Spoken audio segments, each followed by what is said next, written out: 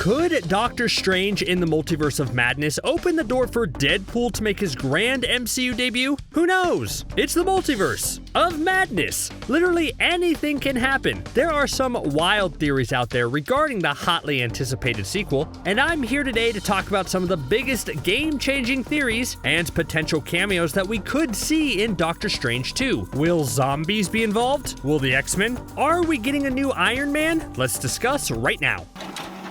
I would argue the biggest question that arose from the Fox and Disney deal wasn't when the X-Men would be reintroduced in the MCU, but rather what the deal meant for Deadpool. The X-Men movies were running on fumes at that point, and I think everyone agreed that bringing them to the MCU was the best thing for them. Like New Mutants? What happened to that? Did that ever release, or is it still delayed? Oh wait, I watched that movie. That's how much impact it had. So the X-Men needed a fresh start, and their tone fits in pretty easily with the Disney family, so bringing them over is a cakewalk. But Deadpool, on the other hand, is a huge problem. That franchise is a massive moneymaker. Fans want to see the character be his vulgar, bloody, meta self, but that vibe is not what the MCU normally goes for. So what happens? Is Deadpool still the same Deadpool if he's trapped in a PG-13 rated movie? That's going to be one of the most interesting things to keep an eye out for in the future, but it can start in the Multiverse of Madness. If Disney really wanted to test the waters on how their audience would react to seeing Deadpool in a slightly more family-friendly environment, then including him in the Multiverse of Madness is a great starting point. Yes, Ryan Reynolds was recently asked point blank if he's in Multiverse of Madness, and he flat out said no, which is a much clearer response than hearing Patrick Stewart claim that maybe someone was just imitating his voice or something, but you never know. If Deadpool does appear in the sequel, what type of role would he have?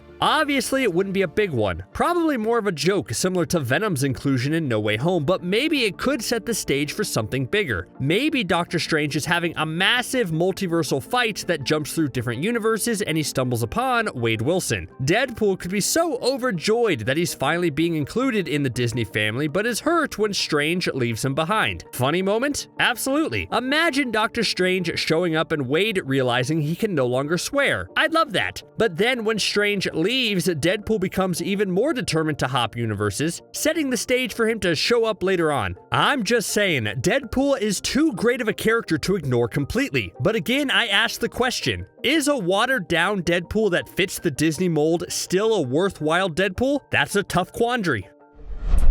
The trailer for Multiverse of Madness revealed a lot of things, but two elements really make me think we're seeing another variant of Iron Man in the movie. The first is the shot of Doctor Strange being escorted by what looks to be upgraded Ultron bots. And who makes these Ultron bots? That's right, Tony Stark. The second is the fact that the Illuminati seem to be involved in Multiverse of Madness, and Tony Stark is arguably one of the most important members of that group, and that makes me think a variant of Tony will be introduced. And first of all, should he? I'm torn about this. I love Iron Man as a character, but bringing back a version of Tony Stark so soon feels like a bit of a cheat. It's only been a few years since Endgame, and I would like more time to let other characters take the spotlight rather than focusing again on Iron Man. But what if there was a different way to bring him back? Maybe instead of having him be a hero like his MCU counterpart, the best option for storytelling purposes is to make him more like the superior Iron Man and have him be a villain instead. That accomplishes a few things. For one, it helps general audiences understand the concept of the multiverse a bit better. Sure, you and I completely get that different universes have different versions of the same characters, but there's probably a good chunk of people out there who still don't understand why 3 different Spider-Men showed up in No Way Home. Having Tony Stark be a good guy again might draw too many comparisons to Robert Downey Jr.'s character, so by making him a bad guy, it sets him apart. And making him a bad guy allows someone different to take over the role, at least for a short time. I'm sure you've heard the theory by now that Tom Cruise is making an appearance as Tony Stark in Multiverse of Madness, which is a fun callback to the fact that the studio originally wanted Tom Cruise as Iron Man before they cast RDJ. I don't really see Cruise being the heroic version of the character after watching RDJ for years, but I could see him doing something really interesting as the villainous superior Iron Man. That would not only be a fun casting cameo, but also not tarnish the legacy of what RDJ did. In fact, a villainous Iron Man would make our Iron Man look even better. With a name like the Multiverse of Madness, it's kind of a given that the multiverse will be front and center. And because the multiverse will be so important to the future of the MCU, then doesn't it seem like the right time to at least tease the new multiversal big bad? Thanks to the Loki TV show, we know that not only is the multiverse now cracked wide open, but also that Kang the Conqueror will probably want to start conquering things. It's in his name. It's what he does. But how would that fit into the story that the Doctor Strange sequel is teasing? That's a little tough to say. Again, some type of multiversal Illuminati seem to be involved in some capacity in the sequel, taking Strange into custody, but how do they relate to the TVA? Especially now that it seems that Kang is in charge of the TVA? Wouldn't those two groups sort of clash with each other? Or has this Illuminati formed in direct response to the events of Loki when Sylvie essentially kickstarted the multiversal war by knifing He Who Remains? Like, maybe the elimination of He Who Remains allowed different heroes from all over the multiverse to unite against the growing threat of Kang the Conqueror. If that's the case, then Kang should probably make an appearance, or at least maybe a variant of him. There's a scene in the trailer where a glowing figure is fighting Wanda, and there's been a lot of speculation on who this is. Maybe it's Superior Iron Man, like I mentioned before. Some people think it's a powered-up Monica Rambeau, since it's rumored she's making an appearance. Or maybe it's the Kang the Conqueror variant known as Iron Lad? That would be a fun addition, right? And with the Young Avengers constantly being teased in the MCU, this might be a great first introduction for him.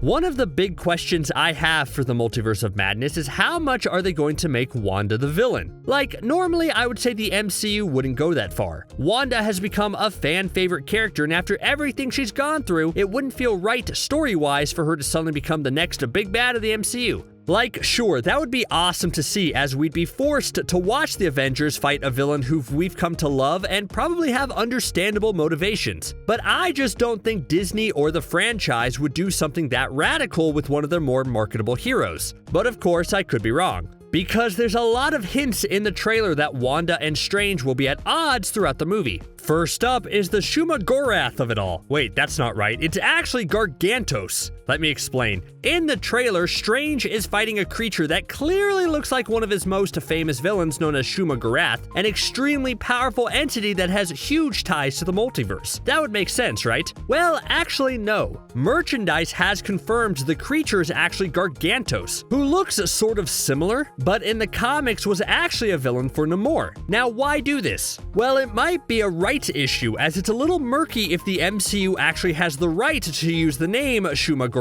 But that's a story for a different time. The giant one-eyed tentacle monster is Gargantos, but looking closely at him, you can see his body actually has runes all over it. Now, these could just naturally appear on the monster, but what if someone is controlling him? Could it be Wanda? Those runes look like the one she dabbled with at the end of WandaVision. And then later in the trailer, we see a wounded and restrained Wong, but another close look sees him constrained with a very similar looking magic. Again, I ask, could that be Wanda? It's definitely not outside the realm of possibility, especially if Wanda doesn't want to follow the rules of the multiverse as she attempts to get her children back, which feels like it would put her at odds with Doctor Strange, who just went through a whole ordeal with Spider-Man about not tampering with the multiverse. Will we see Captain Carter in the Multiverse of Madness? If the poster's any indication, the answer is yes. Captain Carter, who stole the show in Marvel's What If, is a version of Peggy Carter who underwent the super soldier transformation instead of Steve. As you can imagine, she kicks butt, and her shield can actually be seen in the official poster for this movie. It would be weird to include a shot of that and not include it, right? So the smart money is on some type of appearance. But the question becomes, how much will it tie into What If? Because I know everyone is quick to say that the evil version of Doctor Strange that shows up in the trailer is the same one as the evil version that we see in What If, but that really doesn't make a lot of sense given the state of the evil version of Strange. More than likely, it's a different universe version that we haven't seen yet, and does that mean we're getting a different version of Captain Carter? I think that's an interesting question, because there's still a question of just how canon What If is in terms of the MCU. What started as fun side stories suddenly became an extensive multiversal story that saw an overpowered Ultron nearly take over everything in the multiverse. It forced the Guardians of the Multiverse to unite and save the day. But like, why didn't the Watcher bring in any of our main heroes from the universe we know most in order to fight Ultron? He referenced the main universe all the time, so you'd think he'd bring in at least one big gun. The reason is because if he did, then that opens up a complicated bag of worms when it comes to what's canon and what's not, which makes me think that the Captain Carter we'll see in Multiverse of Madness won't be the one from What If. What do you think? We've been speculating on how the X-Men will show up in the MCU for like 3 years now, and it looks like Multiverse of Madness will confirm the most logical theory out there. The mutants will come from a different universe. Yeah, that's always made the most sense. With Patrick Stewart seemingly returning as a different universe version of Professor X, it opens the door for a universe where the mutants are prominent and well established already. I think that's for the best. We're at the point where we don't need origin stories for how the X-Men team is formed. I think it would be better to just have Strange travel to a universe and all of a sudden meet a full-fledged adult X-Men team. And I have a wild theory. You know how Disney Plus is making an X-Men 97 TV animated show, which is a sequel to the beloved 90s X-Men cartoon? How about we make that universe the live-action one as well? Let's tie it all together.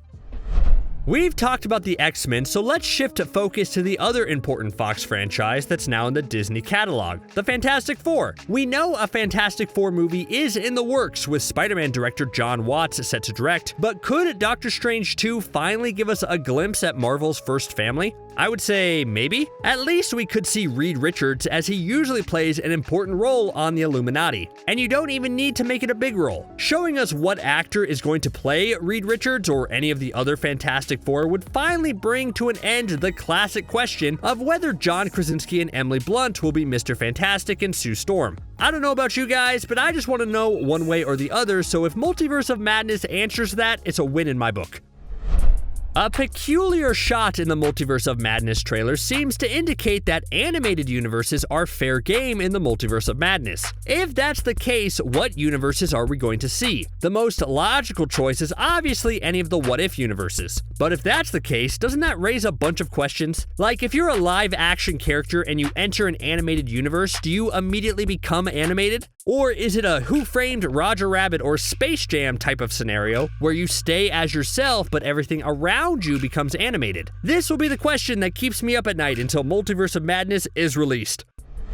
Zombies are coming back in style. Although not in the official trailer that was released online, the TV spot that aired during the Super Bowl for the Multiverse of Madness teased a zombie version of Doctor Strange and a zombie version of Scarlet Witch. Again, it's not clear if it's the same zombie universe as seen in What If, but if the rules are the same, then everyone is in trouble. The zombie versions of the MCU characters still retain their powers, and that makes people like Scarlet Witch and Doctor Strange incredibly dangerous, as their heroic tendencies are clouded by their desire to consume human flesh. I don't imagine the zombie universe will play a big part in the movie, but it will probably just be a fun detour. Another brief shot in the trailer showed Doctor Strange and America Chavez falling through different dimensions, with one of them clearly showing a bunch of dinosaurs. Now, that shot is probably all we're going to get in the movie because the story definitely has a lot going on. I mean, Christine Palmer is getting married after all. Who has time for dinosaurs? But I think this is a fun confirmation that there's a universe with the Savage Land out there. Located underneath Antarctica, the Savage Land is a secret jungle filled with dangerous creatures like dinosaurs. But if this wasn't a Savage Land tease and instead was just a universe that still had dinosaurs around everywhere, then I'm going to take this as confirmation that not all universes exist on the same timeline, meaning it's not 2022 in every universe, which sets up the idea that different universes could be set in different time periods. Yes, we know that from the comics, but it's cool to see that confirmed in live action. With all the talk about evil Wanda and the Illuminati, it's still not entirely clear who the villain of the film is. But like, Nightmare has to be involved somehow, right? The trailer begins with Strange talking about how he's having vivid dreams that turn into nightmares, while he's exploring a creepy looking area, and that would be weird if Nightmare has no part in this movie, right? But are the glimpses we see of Strange at the beginning of the trailer just part of the dream? Or is it actually our first glimpse of the Nightmare realm in the MCU? I'm hoping it's the Nightmare Realm, and maybe the spirits of Wanda's kids are trapped there, which could be the inciting incident behind the Strange and Wanda team-up. This movie feels massive in scope, and Nightmare is definitely a villain worthy of it. Fingers crossed Benedict Cumberbatch once again voices and provides motion capture for the villain. That'd be a fun trend to continue. My final entry is a bit of a sad theory. You guys, I'm extremely worried about Wong in this movie. He's the new Sorcerer Supreme now, but I feel like that can't stay that way. Doctor Strange needs to be the Sorcerer Supreme, and the fact that he couldn't just resume the role after being snapped back seems to imply that something has to happen to the current Sorcerer Supreme for a new one to take over. Add that to the fact of how battered Wong looks in the trailer and how much his demise would twist the knife right in audiences' hearts, and it all equals a Doctor Strange sequel where Wong might not make it out alive. I don't want it to happen, but sequels can be cruel. They have to up the ante somehow, and what better way than to take down a beloved fan favorite? You know what would be crazy? If this Sam Raimi directed movie connects to Tobey Maguire's Spider-Man universe and we get a return of the King himself. Would an appearance by Tobey come too soon after No Way Home? Or do we not care about that and want to see as much Tobey as possible? That's actually a tough dilemma. What do you think?